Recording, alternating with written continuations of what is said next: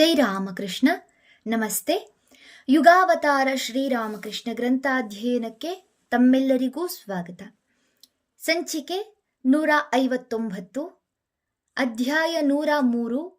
ಆಮಾಯಂತು ಬ್ರಹ್ಮಚಾರಿಣಃ. ಮಾಯೆ ನಿಜ, ತ್ರಿಭುವನ ಮೋಹಿನಿ ಮಾಯೆ.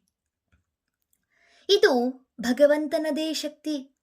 ಭಗವಂತನನ್ನು ಜನಮನದಿಂದ ಮರೆಮಾಚಿಸುವ ಶಕ್ತಿ. ಭಗವಂತನಲ್ಲಿ ಅನುರಾಗ ತಾಳಿ ಭಗವನ್ಮಯ ಜೀವನ ನಡೆಸುವವರು ಶಾಂತಿ, ತೃಪ್ತಿ, ಆನಂದಗಳನ್ನು ಹೊಂದಿ ಧನ್ಯರಾಗುತ್ತಾರೆ.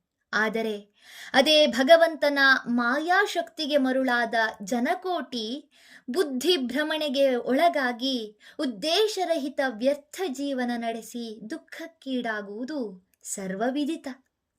ಹೀಗೆ ದಾರಿ ತಪ್ಪಿದ ಗುರಿಗಾಣದ ಜನಕೋಟಿಯನ್ನು ಮೇಲೆತ್ತುವುದು ಕರುಣಾಮಯರಾದ ಸಜ್ಜನರ, ಸಾಧು ಸಂತರ, ಅವತಾರ ಪುರುಷರ ಹವ್ಯಾಸ. ಭಗವಂತನ ದಿವ್ಯಾನಂದ ರಸವನ್ನು ಸವಿದು ತೃಪ್ತವಾದ ಶ್ರೀರಾಮಕೃಷ್ಣರ ಹೃದಯವು ವಿಷಯ ರಸವನ್ನು ಹೀರಿಯೂ ಅತೃಪ್ತವಾಗಿರುವ ಮತ್ತು ಧಾವಂತ ಪಡುತ್ತಿರುವ ಜನರಿಗಾಗಿ ಮರುಗಿತು. ನಿಜವಾದ ಆನಂದ ರಸಕ್ಕಾಗಿ ಹಾತೊರೆಯುತ್ತಿದ್ದ ಮುಮುಕ್ಷಗಳತ್ತ ತಾನಾಗಿಯೇ ಧಾವಿಸಿತು. ಆದ್ದರಿಂದಲೇ ಶ್ರೀರಾಮಕೃಷ್ಣರು ಬ್ರಾಹ್ಮ ಸಮಾಜಕ್ಕೆ ತಾವಾಗಿಯೇ ಭೇಟಿಯಿತ್ತರು. ಆ ಬ್ರಾಹ್ಮ ಭಕ್ತರಿಗೆ ತಮ್ಮ ದಿವ್ಯಾನುಭವಗಳನ್ನು ತಿಳಿಸುತ್ತಾ ಭಗವಂತನಿಗಾಗಿ ಸರ್ವ ಸಮರ್ಪಣೆ ಮಾಡಿಕೊಳ್ಳದಿದ್ದರೆ ಆತನ ಪೂರ್ಣ ದರ್ಶನ ಎಂದಿಗೂ ಸಾಧ್ಯವಿಲ್ಲ ಎಂದು ಬೋಧಿಸಿದರು. ಎಷ್ಟು ಮತಗಳೋ ಅಷ್ಟು ಪಥಗಳು, ಆದ್ದರಿಂದ ಮತಾಂಧತೆ ಸಲ್ಲದು ಎಂದು ತಿಳಿಯ ಹೇಳಿದರು. ಯಾವುದೇ ಧರ್ಮವನ್ನು ಅವಲಂಬಿಸಿ ಮುನ್ನಡೆದರೂ ಸಾಧನೆಯ ಅಂತ್ಯದಲ್ಲಿ ಉಪಾಸಕನಿಗೆ ತಾನು ತನ್ನ ಉಪಾಸ್ಯ ದೇವತೆಯು ಒಂದೇ ಎಂಬ ಅಭೇದ ಜ್ಞಾನವೇ ಪ್ರಾಪ್ತಿಯಾಗುವುದು ಎಂಬ ರಹಸ್ಯವನ್ನು ವಿಶದಪಡಿಸಿದರು. ಮನಸ್ಸು, ಮಾತು, ಕೃತಿಗಳನ್ನು ಶುದ್ಧವಾಗಿರಿಸಿಕೊಳ್ಳುವುದು ಮತ್ತು ಅವುಗಳಲ್ಲಿ ಪರಸ್ಪರ ಸಾಮರಸ್ಯವಿರುವಂತೆ ನೋಡಿಕೊಳ್ಳುವುದೇ ಸಾಧನೆ ಎಂದು ಸೂಚಿಸಿದರು. ಭಗವಂತ ಸರ್ವಶಕ್ತ ಎಂಬುದರಲ್ಲಿ ಅಚಲ ವಿಶ್ವಾಸವಿರಬೇಕು. ಭಗವಂತ ಮಾತ್ರವೇ ನಿತ್ಯ, ಮಿಕ್ಕವೆಲ್ಲ ಅನಿತ್ಯ ಎಂಬ ಸತ್ಯವನ್ನು ಗ್ರಹಿಸಿ ಕರ್ಮಫಲವನ್ನು ಅವನಿಗೆ ಅರ್ಪಿಸುತ್ತಾ ಸಂಸಾರದಲ್ಲಿ ಅನಿವಾರ್ಯವಾಗಿ ಮಾಡಬೇಕಾದ ಕಾರ್ಯಗಳನ್ನು ಮಾಡಬೇಕು. ಇದೇ ಆತನೆಡೆಗೆ ಮುಂದುವರಿಯುವ ದಾರಿ ಎಂಬುದನ್ನು ವಿವರಿಸಿದರು. ಮನಸ್ಸು ದೇಹೇಂದ್ರಿಯಗಳತ್ತ ಹರಿಯದೆ ಭಗವಂತನಲ್ಲೇ ನೆಲೆ ನಿಂತು ಅತ್ಯುನ್ನತ ಆಧ್ಯಾತ್ಮಿಕ ಅನುಭವಗಳಾಗಬೇಕಾದರೆ ಕೇವಲ ದೈಹಿಕ ಬ್ರಹ್ಮಚರ್ಯ ಸಾಲದು. ಮನಸ್ಸು, ಮಾತುಗಳೂ ಪರಿಶುದ್ಧವಾಗಿರಲೇಬೇಕು ಎಂಬ ಅಂಶವನ್ನು ಮನಗಾಣಿಸಿ ಕೇಶವಚಂದ್ರಸೇನನೇ ಮೊದಲಾದ ಕೆಲವು ಬ್ರಾಹ್ಮ ಭಕ್ತರನ್ನು ಆ ಬಗೆಯ ಶುದ್ಧ ಜೀವನ ನಡೆಸುವಂತೆ ಪ್ರೇರೇಪಿಸಿದರು. ಆದರೆ ಇಂಥ ಮೂಲಭೂತ ವಿಷಯಗಳನ್ನು ಮತ್ತೆ ಮತ್ತೆ ಮನದಟ್ಟು ಮಾಡಲೆತ್ನಿಸಿದರೂ ಬ್ರಾಹ್ಮ ಸಮಾಜೀಯರಲ್ಲಿ ಅನೇಕರು ಅವುಗಳನ್ನು ದೃಢ ಭಾವದಿಂದ ಪಾಲಿಸಲಿಲ್ಲ ಎಂಬುದನ್ನು ಕಂಡುಕೊಂಡ ಶ್ರೀರಾಮಕೃಷ್ಣರು ಒಂದು ಹೊಸ ಪಾಠವನ್ನು ಕಲಿತರೆನ್ನಬಹುದು. ಹಳೆಯ ಸಂಸ್ಕಾರಗಳು ರೂಢಮೂಲವಾಗಿದ್ದರೆ ನೂತನ ಭಾವನೆಗಳು ಹೃದಯದಲ್ಲಿ ದೃಢವಾಗಿ ನಿಲ್ಲಲಾರವು ಎಂಬುದೇ ಆ ಪಾಠ. ಗಿಣಿಗೆ ರಾಮ ಎಂದು ಉಚ್ಚರಿಸಲು ಕಲಿಸಬೇಕಾದರೆ ಅದಿನ್ನೂ ಎಳೆಯ ಮರಿಯಾಗಿರಬೇಕು. ಅದರ ಕೊರಳ ಸುತ್ತ ಬಣ್ಣ ಬಣ್ಣದ ಪುಕ್ಕಗಳು ಮೂಡಿ ಬಲಿತ ಮೇಲೆ ಅದಕ್ಕೆ ಪಾಠ ಹೇಳಿಕೊಡುವುದು ನಿರರ್ಥಕ. ಹಾಗೆಯೇ ಪಾಶ್ಚಾತ್ಯರ ಭೋಗದ ಪ್ರಭಾವದಿಂದಲೋ ಅಥವಾ ಜನ್ಮಾಂತರದ ಸಂಸ್ಕಾರಗಳ ಆಧಿಕ್ಯದಿಂದಲೋ ಯಾರಲ್ಲಿ ವಿಷಯ ತೃಷ್ಣೆ ಅತಿಶಯವಾಗಿದೆಯೋ ಅಂಥವರನ್ನು ಆಧ್ಯಾತ್ಮ ಮಾರ್ಗದಲ್ಲಿ ಮುನ್ನಡೆಸುವುದು ಮಹಾಪ್ರಯಾಸದ ಕೆಲಸ. ಇದನ್ನರಿತ ಶ್ರೀರಾಮಕೃಷ್ಣರ ಹೃದಯದಲ್ಲಿ ಒಂದು ಪ್ರಾರ್ಥನೆ ತಾನೇ ತಾನಾಗಿ ಮೇಲೆದ್ದಿತು. ಓ ತಾಯಿ, ಪರಿಶುದ್ಧ ಹೃದಯದ ನಿನ್ನ ತ್ಯಾಗಿ ಭಕ್ತರು ಇತ್ತ ಬರಬೇಕು. ಅವರೊಂದಿಗೆ ನಾನು ನಿನ್ನ ಮಹಿಮೆಯ ಕುರಿತು ಮನಬಿಚ್ಚಿ ಮಾತನಾಡಬೇಕು. ಆದ್ದರಿಂದ ಅವರನ್ನು ಇಲ್ಲಿಗೆ ತ್ವರೆಯಿಂದ ಬರಮಾಡಮ್ಮ.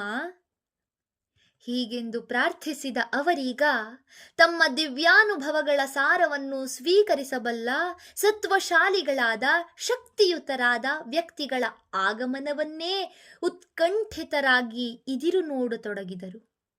ಹಿಂದೆ ಋಷಿಗಳು ಆಮಾಯಂತು ಬ್ರಹ್ಮಚಾರಿಣಃ ಸ್ವಾಹ, ವಿಮಾಯಂತು ಬ್ರಹ್ಮಚಾರಿಣಃ ಸ್ವಾಹ, ಪ್ರಮಾಯಂತು ಬ್ರಹ್ಮಚಾರಿಣಃ ಸ್ವಾಹ, ದಮಾಯಂತು ಬ್ರಹ್ಮಚಾರಿಣಃ ಸ್ವಾಹ, ಶಮಾಯಂತು ಬ್ರಹ್ಮಚಾರಿಣಃ ಸ್ವಾಹ ಎಂದು ಶಮದಮ ಸಂಪನ್ನರಾದ ಬ್ರಹ್ಮಚಾರಿಗಳು ಎಲ್ಲೆಡೆಗಳಿಂದಲೂ ತಮ್ಮೆಡೆಗೆ ಬರುವಂತಾಗಲೆಂದು ಹಾರೈಸಿದಂತಿತ್ತು ಶ್ರೀರಾಮಕೃಷ್ಣರ ಹೃದಯದ ಕಳಕಳಿ. ಓಹ್, ಅದೆಂಥ ಕಾತರತೆ, ಅದೆಂಥ ವಿರಹ ವೇದನೆ! ಅದನ್ನು ಎಲ್ಲಿ ತಾನೇ ಕಾಣಬಹುದು? ಯಾರು ತಾನೇ ಊಹಿಸಬಲ್ಲರು? ಶ್ರೀರಾಮಕೃಷ್ಣರೇ ಮುಂದೊಮ್ಮೆ ಅದನ್ನು ಬಣ್ಣಿಸುತ್ತಾರೆ.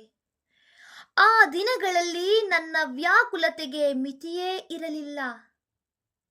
ಹಗಲು ಹೊತ್ತಿನಲ್ಲಿ ಅದನ್ನು ಹೇಗೋ ಸಹಿಸಿಕೊಂಡು ಅಡಗಿಸಿಟ್ಟುಕೊಳ್ಳುತ್ತಿದ್ದೆ. ವಿಷಯಾಸಕ್ತರಾದ ಪ್ರಾಪಂಚಿಕ ಜನರ ಮಾತುಗಳು ನನಗೆ ವಿಷಪ್ರಾಯವಾಗಿ ತೋರುತ್ತಿದ್ದವು. ಅದನ್ನು ಕೇಳಿದರೆ ಕಿವಿಗೆ ಕಾದ ಸೀಸವನ್ನ ಸುರಿದಂತಾಗುತ್ತಿತ್ತು. ನನ್ನ ಆ ನೆಚ್ಚಿನ ಸಂಗಾತಿಗಳೆಲ್ಲ ಬರಬಹುದಾದ ದಿನವನ್ನು ಭಾವಿಸುತ್ತಾ ಮನದಲ್ಲೇ ಹರ್ಷಿಸುತ್ತಿದ್ದೆ. ಅವರೆಲ್ಲ ಬಂದಾಗ ಭಗವದ್ ವಿಚಾರದಲ್ಲಿ ತೊಡಗಿ ನನ್ನ ಅಂತಃಕರಣವನ್ನು ಸಮಾಧಾನಗೊಳಿಸಿಕೊಳ್ಳುತ್ತೇನೆ. ಕೆಟ್ಟು ಹೋಗಿರುವ ನನ್ನ ಕಿವಿಗಳನ್ನು ಶುದ್ಧಗೊಳಿಸಿಕೊಳ್ಳುತ್ತೇನೆ. ನನ್ನ ಆಧ್ಯಾತ್ಮಿಕ ಅನುಭವಗಳನ್ನೆಲ್ಲ ಹೇಳಿಕೊಂಡು ನನ್ನೆದೆಯ ಭಾರವನ್ನು ಇಳಿಸುತ್ತೇನೆ ಎಂದು ಕನಸುಗಾಣುತ್ತಿದ್ದೆ. ಏನನ್ನು ನೋಡಿದರೂ ಏನನ್ನು ಕೇಳಿದರೂ ನನ್ನಲ್ಲಿ ಅವರ ಕುರಿತಾದ ಆಲೋಚನೆಯ ಪ್ರಚೋದನೆಯೇ ಆಗುತ್ತಿತ್ತು. ಅವರೆಲ್ಲ ಬಂದಾಗ ಯಾರ್ಯಾರಿಗೆ ಏನೇನು ಹೇಳಬೇಕು, ಏನೇನು ಕೊಡಬೇಕು ಎನ್ನುವುದನ್ನೆಲ್ಲ ಆಲೋಚಿಸಿ ನನ್ನ ವಿವಿಧಾನುಭವಗಳನ್ನು ಜ್ಞಾಪಕಕ್ಕೆ ತಂದುಕೊಂಡು ವಿಮರ್ಶೆ ವಿಭಜನೆ ಮಾಡುತ್ತಾ ಮನಸ್ಸಿನ ಕೋಶಗಳಲ್ಲಿ ವಿಂಗಡಿಸಿಟ್ಟುಕೊಳ್ಳುತ್ತಿದ್ದೆ. ಆದರೆ ಹಗಲು ಕಳೆದು ಸಂಜೆಯಾಗುತ್ತಾ ಬಂದಂತೆ ಆ ವೇದನೆಯನ್ನು ತಡೆಯಲಾಗುತ್ತಿರಲಿಲ್ಲ. ಅಯ್ಯೋ, ಇನ್ನೊಂದು ದಿನ ಕಳೆದು ಹೋಯಿತು, ಇನ್ನೂ ಅವರಲ್ಲಿ ಯಾರೂ ಬರಲೇ ಇಲ್ಲವಲ್ಲ ಎಂದು ಯೋಚಿಸುತ್ತಾ ಸಂಕಟ ಪಡುತ್ತಿದ್ದೆ.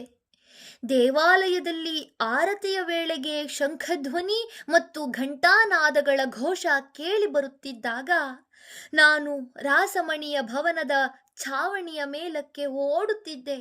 ಆ ಏಕಾಂತದಲ್ಲಿ ಹೃದಯದ ವೇದನೆಯನ್ನು ತಾಳಲಾರದೆ ಗಟ್ಟಿಯಾಗಿ ಅಳುತ್ತಿದ್ದೆ. ಓ ನನ್ನ ಮಕ್ಕಳಿರಾ, ನೀವೆಲ್ಲ ಎಲ್ಲಿದ್ದೀರಿ? ಬನ್ನಿ ಬನ್ನಿ, ನಿಮ್ಮನ್ನು ಕಾಣದೆ ನಾನಿನ್ನು ಜೀವಿಸಿರಲಾರೆ ಎಂಬ ನನ್ನ ಕೂಗು ನಭೋಮಂಡಲಕ್ಕೇರುತ್ತಿತ್ತು. ಹೆತ್ತ ತಾಯಿ ತನ್ನ ಮಗುವನ್ನು ಕಾಣಲು ಅಷ್ಟು ವ್ಯಾಕುಲಳಾಗುತ್ತಾಳೋ ಇಲ್ಲವೋ ಅನುಮಾನ. ಒಬ್ಬನು ತನ್ನ ಗೆಳೆಯನಿಗಾಗಿ, ಪ್ರಿಯನು ತನ್ನ ಪ್ರಿಯತಮೆಗಾಗಿ ಹೀಗೆ ಕಾತರಿಸಿದ್ದನ್ನು ನಾನೆಲ್ಲೂ ಕೇಳಿಲ್ಲ. ಓಹ್, ಅದು ವರ್ಣಿಸಲ ಸಾಧ್ಯ. ಹೀಗೆ ನಾನು ಅತ್ತು ಕರೆದ ಕೆಲ ದಿನಗಳಲ್ಲೇ ಆ ಭಕ್ತರೆಲ್ಲ ಒಬ್ಬೊಬ್ಬರಾಗಿ ಬರಲಾರಂಭಿಸಿದರು. ಹೀಗೆ ಬಂದ ಮೊದಲಿಗರೇ ರಾಮಚಂದ್ರ ದತ್ತ ಮತ್ತು ಮನಮೋಹನ ಮಿತ್ರ ಎಂಬಿಬ್ಬರು ಗೃಹಿ ಭಕ್ತರು. ಧನ್ಯವಾದಗಳು. ಇಂದಿಗೆ ಅಧ್ಯಾಯ 103 ಸಂಪೂರ್ಣವಾಯಿತು. ಮುಂದಿನ ಸಂಚಿಕೆಯಲ್ಲಿ ಹೊಸ ಅಧ್ಯಾಯವನ್ನು ಪ್ರಾರಂಭಿಸೋಣ. ಓಂ ಶಾಂತಿ ಶಾಂತಿ ಶಾಂತಿ. ಹರಿ ಓಂ ತತ್ಸತ್. ಶ್ರೀರಾಮಕೃಷ್ಣಾರ್ಪಣಮಸ್ತು. ಸರ್ವೇ ಜನ ಸುಖಿನೋ ಭವಂತು. ಜೈ ಶ್ರೀಮಾತ.